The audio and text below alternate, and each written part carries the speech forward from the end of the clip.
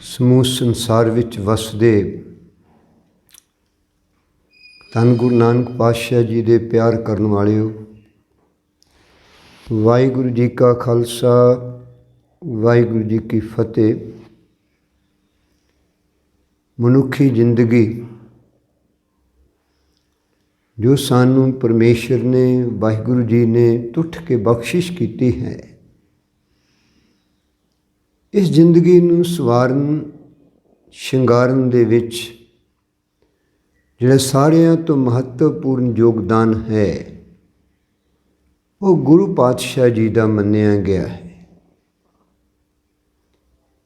ਉਹ ਗਿਆਨ ਜਿਹੜਾ ਸਤਿਗੁਰੂ ਸਾਡੀ ਝੋਲੀ 'ਚ ਪਾਉਂਦੇ ਨੇ,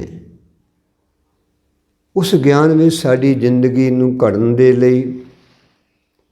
ਅਨੰਤ ਪ੍ਰਕਾਰ ਦੀ ਸੇਧ ਅਤੇ ਸੋਝੀ ਸਾਡੇ ਵਾਸਤੇ ਹੁੰਦੀ ਹੈ।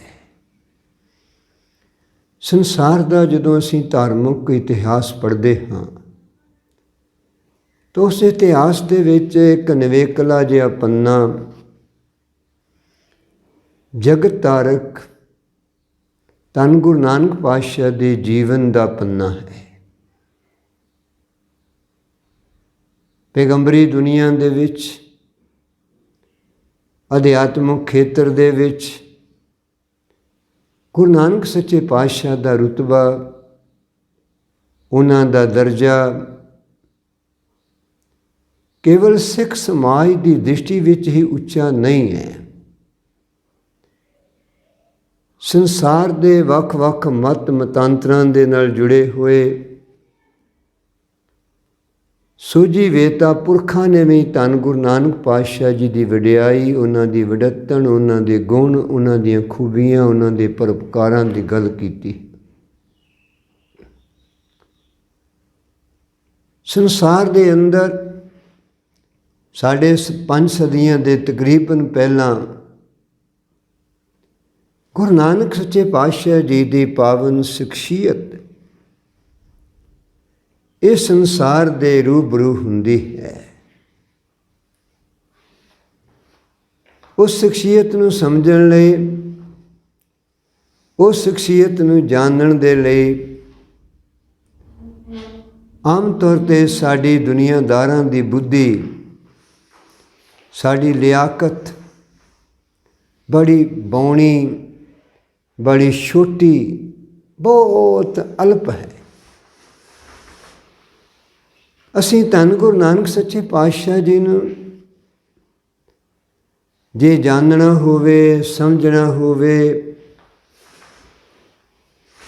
ਤੇ ਸ਼ਾਇਦ ਅਸੀਂ ਜ਼ਿੰਦਗੀ ਦਾ ਲੰਮਾ ਸਮਾਂ ਦੇ ਕੇ ਵੀ ਉਹਨਾਂ ਦੇ ਰੂਬਰੂ ਨਹੀਂ ਹੋ ਸਕਦੇ, ਉਹਨਾਂ ਨੂੰ ਜਾਣਨ ਦੇ ਲਈ ਕਾਬਲ ਨਹੀਂ ਬਣ ਸਕਦੇ। ਅੱਜ ਜ਼ਰੂਰਤ ਹੈ ਕਿ ਅਸੀਂ ਆਪਣੇ ਬੱਚਿਆਂ ਨੂੰ ਧੰਨ ਗੁਰੂ ਨਾਨਕ ਸੱਚੇ ਪਾਤਸ਼ਾਹ ਜੀ ਦੀ ਉਸ ਅਤਿਅੰਤ ਪਵਿੱਤਰ ਸ਼ਖਸੀਅਤ ਦੇ ਰੂਬਰੂ ਕਰਵਾਈਏ। ਉਹਨਾਂ ਦੇ ਬਾਰੇ ਅੰਦਰ ਗਿਆਨ, ਜਾਣਕਾਰੀ, ਜੋ ਕੁਝ ਵੀ ਆਪਾਂ ਸੌਖੇ ਸ਼ਬਦਾਂ ਦੇ ਵਿੱਚ ਸਮਝ ਦਾ ਹਿੱਸਾ ਬਣਾ ਸਕਾਂਗੇ ਜਾਂ ਆਪ ਸਮਝਣ ਦੇ ਲਈ ਅੱਗੇ ਵੱਧ ਸਕਾਂਗੇ, ਤਾਂ ਇਹ ਨਾ ਕੇਵਲ ਸਾਡੇ ਲਈ ਲਾਭਦਾਇਕ ਰਹੇਗਾ, ਇਹ ਸਮਾਜ ਦੇ ਦੂਜੇ ਹਿੱਸਿਆਂ ਵਿੱਚ ਗੁਰੂ ਨਾਨਕ ਸੱਚੇ ਪਾਤਸ਼ਾਹ ਨੂੰ ਜਾਣਨ ਦੀ ਇੱਕ ਤਮੰਨਾ, ਇੱਕ ਭੁੱਖ ਪੈਦਾ ਕਰਨ ਦੇ ਲਈ ਵੀ ਕਾਰਗਰ ਹੋਏਗਾ। ਇੱਕ ਸੱਚ ਜਿਹਨੂੰ ਸਾਨੂੰ ਸਵੀਕਾਰ ਕਰ ਲੈਣਾ ਚਾਹੀਦਾ ਹੈ, ਉਹ ਇਹ ਹੈ ਕਿ ਧੰਨ ਧੰਨ ਗੁਰੂ ਨਾਨਕ ਪਾਤਸ਼ਾਹ ਜੀ ਨੂੰ ਰਹਿਬਰ ਦੇ ਤੌਰ 'ਤੇ, ਗੁਰੂ ਦੇ ਤੌਰ 'ਤੇ, ਅਧਿਆਤਮਿਕ ਆਗੂ ਦੇ ਤੌਰ 'ਤੇ ਕੇਵਲ ਅਸੀਂ ਸਿੱਖ ਸਦਾਉਣ ਵਾਲੇ ਹੀ ਨਹੀਂ ਜਾਣਦੇ। ਸੰਸਾਰ ਦੇ ਪਤਾ ਨਹੀਂ ਕਿੰਨੇ ਅਨਮਤੀ ਦੂਜੇ ਮਜ਼ਹਬਾਂ ਨਾਲ ਜੁੜੇ ਹੋਏ ਲੋਕ, ਰੱਬ ਨੂੰ ਮੰਨਣ ਵਾਲੇ ਜਾਂ ਨਾ ਮੰਨਣ ਵਾਲੇ ਲੋਕ ਵੀ ਧੰਨ ਧੰਨ ਗੁਰੂ ਨਾਨਕ ਪਾਤਸ਼ਾਹ ਜੀ ਦੇ ਜਿਹੜੀ ਉੱਚੀ ਸ਼ਖਸੀਅਤ ਹੈ, ਜਿਹੜੇ ਗੁਣਾਂ ਦੇ ਗਿਆਨ ਦੇ ਸਾਗਰ ਨੇ, ਉਹਨਾਂ ਦਾ ਪ੍ਰਭਾਵ ਕਬੂਲੇ ਤੋਂ ਬਗੈਰ ਨਹੀਂ ਰਹਿ ਸਕਦੇ। ਕਿਸੇ ਨਾ ਕਿਸੇ ਪੱਖ ਤੋਂ ਜਦੋਂ ਕਦੇ ਸਮਾਜ ਸੰਸਾਰ ਦੇ ਅੰਦਰ ਉਹਨਾਂ ਨੇ ਕੋਈ ਸੱਚ ਦੀ ਗੱਲ, ਹੱਕ ਦੀ ਗੱਲ, ਨੇਕੀ ਦੀ ਗੱਲ, ਇਨਸਾਨੀਅਤ ਦੀ ਗੱਲ ਕਰਨੀ ਹੁੰਦੀ ਹੈ ਤੇ ਉਹਨਾਂ ਦੇ ਸਾਹਮਣੇ ਅਮਲ ਦਾ ਜੋ ਪੱਖ ਗੁਰੂ ਨਾਨਕ ਜੀ ਨੇ ਖੜਾ ਕੀਤਾ, ਜੀਵਿਆ, ਉਹ ਉਦਾਹਰਨਾਂ ਬਣ ਕੇ ਖਲੋ ਜਾਂਦਾ ਹੈ। ਇਸੇ ਕਾਰਨ ਉਹ ਲੋਕ ਜਿਹੜੇ ਸਾਨੂੰ ਵੇਖਣ ਦੇ ਲਈ ਸਾਡੇ ਸਿੱਖ ਅਖਾਉਣ ਵਾਲਿਆਂ ਵਾਂਗ ਇਸ ਤਰ੍ਹਾਂ ਸਿੱਧੇ ਦਾਅਵੇਦਾਰੀ ਵਿੱਚ ਨਹੀਂ ਹਨ, ਪਰ ਹਕੀਕਤ ਵਿੱਚ ਸ਼ਾਇਦ ਉਹ ਗੁਰੂ ਨਾਨਕ ਸੱਚੇ ਪਾਤਸ਼ਾਹ ਨੂੰ ਜਾਣਨ ਦੇ ਲਈ ਸਾਡੇ ਤੋਂ 2 ਕਦਮ ਅੱਗੇ ਖੜੇ ਹੋਣ। ਪੁਕਾਰ ਟੀਵੀ ਦੇ ਮਗਲੇ ਪਾਸੇ ਸੋਚ ਰੱਖਣ ਵਾਲੇ ਗੁਰੂ ਦੇ ਪਿਆਰਿਆਂ ਦੇ ਮਨ ਵਿੱਚ ਇੱਕ ਤਮੰਨਾ ਹੈ, ਇੱਕ ਸੁੱਚੀ ਜੀ ਰੀਝ ਕੰਮ ਕਰਦੀ ਹੈ ਕਿ ਅਸੀਂ ਆਪਣੇ ਇੱਕ ਛੋਟੇ ਜਿਹੇ ਉਪਰਾਲੇ ਦੇ ਰਾਹੀਂ ਸੰਸਾਰ ਦੇ ਰੂਬਰੂ ਅਸੀਂ ਮਨੁੱਖਤਾ ਦੇ ਰਹਿਬਰ, ਇਨਸਾਨੀਅਤ ਦੇ ਪੈਗੰਬਰ, ਪਾਰ ਬ੍ਰਹਮ ਪਰਮੇਸ਼ਰ ਵਾਹਿਗੁਰੂ ਜੀ ਦੀ ਜੋਤ ਤੇ ਜੁਗਤ ਦੇ ਮਾਲਕ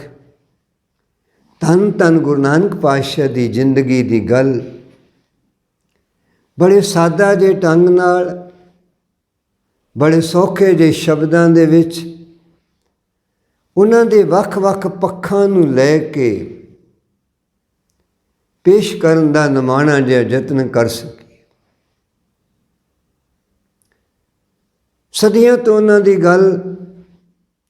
ਸਮਾਜ ਵਿੱਚ ਪ੍ਰਚਲਿਤ ਪ੍ਰਚਾਰ ਸਾਧਨਾਂ ਦੇ ਰਾਹੀਂ, ਭਾਵੇਂ ਕੀਰਤਨ ਦੇ ਸਰੂਪ ਦੇ ਵਿੱਚ, ਚਾਹੇ ਕਿਤੇ ਵਾਰਤਕ ਰੂਪ ਦੇ ਵਿੱਚ, ਕਿਸੇ ਵਿਚਾਰ ਚਰਚਾ ਦੇ ਰੂਪ ਦੇ ਵਿੱਚ, ਜਾਂ ਹੋਰ ਢੰਗ ਤਰੀਕਿਆਂ ਦੇ ਨਾਲ ਉਹਨਾਂ ਦੀ ਗੱਲ ਨਿਰੰਤਰ ਸੰਸਾਰ ਦੇ ਸਾਹਮਣੇ ਪਰੋਸਣ ਦਾ, ਰੱਖਣ ਦਾ ਯਤਨ ਜਿਹੜਾ ਹੈ ਉਹ ਹੁੰਦਾ ਆਇਆ ਹੈ। ਅੱਜ 21ਵੀਂ ਸਦੀ, ਜਿਹੜੀ ਸਦੀ ਦੇ ਅੰਦਰ ਅੱਜ ਮਨੁੱਖੀ ਸਮਾਜ ਇਨਸਾਨੀ ਕਦਰਾਂ ਕੀਮਤਾਂ ਤੋਂ ਥੱਲੇ ਡਿੱਗਦਾ ਹੋਇਆ ਸਾਨੂੰ ਦਿਖਾਈ ਦੇ ਰਿਹਾ ਹੈ। ਅੱਜ ਸਮਾਜ ਦੇ ਅੰਦਰ ਵਰਤ ਰਹੇ ਵਰਤਾਰੇ ਮਨੁੱਖੀ ਕਦਰਾਂ ਕੀਮਤਾਂ ਤੋਂ ਸੱਖਣੇ, ਊਣੇ ਜਾਂ ਮਨੁੱਖ ਨੂੰ ਭਟਕਾਉਣ ਦਿਵਾਉਣ ਵਾਲੇ ਦਿਖਾਈ ਦੇ ਰਹੇ ਹਨ। 21ਵੀਂ ਸਦੀ ਦੇ ਐਸੇ ਆਲਮ ਦੇ ਵਿੱਚ, ਐਸੇ ਮਾਹੌਲ ਦੇ ਵਿੱਚ ਧੰਨ ਗੁਰੂ ਨਾਨਕ ਪਾਤਸ਼ਾਹ ਦਾ ਜੀਵਨ ਸਮਾਜ ਔਰ ਸੰਸਾਰ ਨਾਲ ਸਾਂਝਾ ਕਰਨਾ ਇਸ ਤਰ੍ਹਾਂ ਮਹਿਸੂਸ ਹੋ ਰਿਹਾ ਹੈ ਅਤਿਅੰਤ ਜ਼ਰੂਰੀ ਹੈ, ਤਾਂ ਕਿ ਸਮਾਜ ਔਰ ਸੰਸਾਰ ਦੇ ਅੰਦਰ ਉਹ ਚੇਤਨਾ ਦਾ ਪ੍ਰਵਾਹ, ਉਹ ਮਨੁੱਖੀ ਜ਼ਿੰਦਗੀ ਦੀ ਕਦਰੋ ਕੀਮਤ ਦਾ ਦਾਰੋ ਮਦਾਰ ਜੋ ਗੁਰੂ ਨਾਨਕ ਸੱਚੇ ਪਾਤਸ਼ਾਹ ਜੀ ਨੇ ਸਾਡੀ ਝੋਲੀ 'ਚ ਪਾਇਆ, ਉਹਨੂੰ ਅਸੀਂ ਸਮਾਜ ਅਤੇ ਸੰਸਾਰ ਦੇ ਦਰਪੇਸ਼ ਕਰ ਸਕੀਏ, ਦੁਨੀਆ ਦੇ ਅੱਗੇ ਪਰੋਸ ਸਕੀਏ। ਭਾਵੇਂ ਐਸਾ ਕਰ ਸਕਣਾ ਮਨੁੱਖੀ ਬੁੱਧੀ, ਮਨੁੱਖੀ ਲਿਆਕਤ ਦਾ, ਸਮਰੱਥਾ ਦਾ ਹਿੱਸਾ ਨਹੀਂ ਹੈ, ਕਿਉਂਕਿ ਧੰਨ ਗੁਰੂ ਨਾਨਕ ਸੱਚੇ ਪਾਤਸ਼ਾਹ ਦੀ ਜ਼ਿੰਦਗੀ ਨੂੰ ਅਸੀਂ ਆਪਣੀਆਂ ਨਗੂਣੀਆਂ ਦੀਆਂ ਸਮਝਾਂ ਦੇ ਨਾਲ, ਨਗੂਣੀਆਂ ਦੀਆਂ ਅਕਲਾਂ ਦੇ ਨਾਲ, ਭਾਗਾਂ ਵਾਲਿਓ, ਨਾ ਗਹਿਰਾਈ ਤੱਕ ਜਾ ਕੇ ਸਮਝ ਸਕਦੇ ਹਾਂ, ਨਾ ਅਸੀਂ ਉਹਨਾਂ ਦੀ ਜ਼ਿੰਦਗੀ ਦੇ ਦਰੁਸਤ ਉਲੇਖ ਜਿਹੜੇ ਨੇ ਉਹਨਾਂ ਨੂੰ ਅਸੀਂ ਸਮਾਜ ਅਤੇ ਸੰਸਾਰ ਦੇ ਸਾਹਮਣੇ ਰੱਖ ਸਕਦੇ। ਹਾਂ, ਸਾਨੂੰ ਨਿਰਮਾਣਤਾ ਵਿੱਚ ਰਹਿੰਦਿਆਂ ਹੋਇਆਂ ਆਪਣੇ ਆਪੇ ਨੂੰ ਧੰਨ ਗੁਰੂ ਨਾਨਕ ਸੱਚੇ ਪਾਤਸ਼ਾਹ ਦੇ ਅੱਗੇ ਸਮਰਪਿਤ ਕਰਕੇ ਉਹਨਾਂ ਦੀ ਜ਼ਿੰਦਗੀ ਦੇ ਅਨੰਤਤਾ ਵਿੱਚੋਂ ਥੋੜ੍ਹੇ ਥੋੜ੍ਹੇ ਕਿਣਕੇ ਚੁੱਕ ਕੇ ਉਹਨਾਂ ਕਿਣਕਿਆਂ ਨੂੰ ਪਰੋਸਣਾ, ਸਮਾਜ ਸੰਸਾਰ ਦੇ ਅੱਗੇ ਰੱਖਣਾ, ਇਸ ਤਰ੍ਹਾਂ ਜਾਪਦਾ ਹੈ ਕਿ ਇੱਕ ਸਾਡੀ ਜ਼ਿੰਦਗੀ ਦਾ ਇੱਕ ਬਹੁਤ ਵੱਡੀ ਪ੍ਰਾਪਤੀ ਦਾ ਰੂਪ ਧਾਰਨ ਕਰ ਸਕਦਾ ਹੈ। ਕਿਉਂਕਿ ਗੁਰੂ ਨਾਨਕ ਸੱਚੇ ਪਾਤਸ਼ਾਹ ਨੇ ਜਿਹਨੂੰ ਸਮਾਜ ਔਰ ਸੰਸਾਰ ਨਾਲ ਉਹਨਾਂ ਦੀ ਜ਼ਿੰਦਗੀ ਦੇ ਪੱਖਾਂ ਨੂੰ ਸਾਂਝਾ ਕਰਨ ਦਾ ਉਪਰਾਲਾ, ਇਹ ਗੁਰੂ ਨਾਨਕ ਜੀ ਦੀ ਉਸ ਵਿਚਾਰਧਾਰਾ ਦੀ ਪ੍ਰੋੜਤਾ ਦਾ ਹਿੱਸਾ ਹੈ ਜਿਹਨੂੰ ਉਹਨਾਂ ਨੇ ਸਾਡੇ ਨਾਲ ਸਾਂਝਿਆਂ ਕਰਦਿਆਂ ਸਾਡੇ ਅੰਦਰ ਇੱਕ ਹਿੰਮਤ, ਸਾਡੇ ਅੰਦਰ ਇੱਕ ਹੌਸਲਾ ਉਹਨਾਂ ਨੇ ਪੈਦਾ ਕੀਤਾ ਅਤੇ ਸਾਨੂੰ ਸੇਧ ਦਿੱਤੇ। ਆਖਿਆ ਮਨੁੱਖ, ਜਦੋਂ ਤੱਕ ਸੰਸਾਰ ਦੀ ਧਰਤੀ ਦੇ ਉੱਤੇ ਤੁਸੀਂ ਹੋ, ਦੁਨੀਆ ਦੇ ਅੰਦਰ